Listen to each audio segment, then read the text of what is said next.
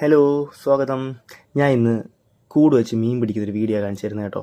അപ്പോൾ നമ്മുടെ വീട്ടിൽ കഴിഞ്ഞ വീഡിയോസിൽ പറഞ്ഞ പോലെ ഇവിടെ വരാൽ കൃഷിയുണ്ട്. വരാൽ കൃഷി ഉള്ളതുകൊണ്ട് തന്നെ നമ്മൾ അതിൻ്റെ കൂടെ സിലോപ്പി ഇട്ടിട്ടുണ്ട്.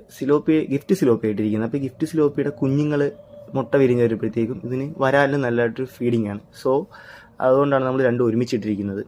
അപ്പോൾ നമ്മളിന്ന് കൂട് വെച്ചിട്ടാണ് മീൻ പിടിക്കുന്നത്. ഇപ്പോൾ കൂടെന്ന് പറഞ്ഞാൽ നമ്മൾ കുട്ടനാട് ഏരിയയിൽ കിട്ടുന്നൊരു സംഭവമാണ്. നമുക്കിവിടെ നമ്മുടെ നാട്ടിൽ കിട്ടില്ല, നമ്മൾ കുട്ടനാട് പോയി വാങ്ങിച്ചിട്ട് വന്നതാണ്.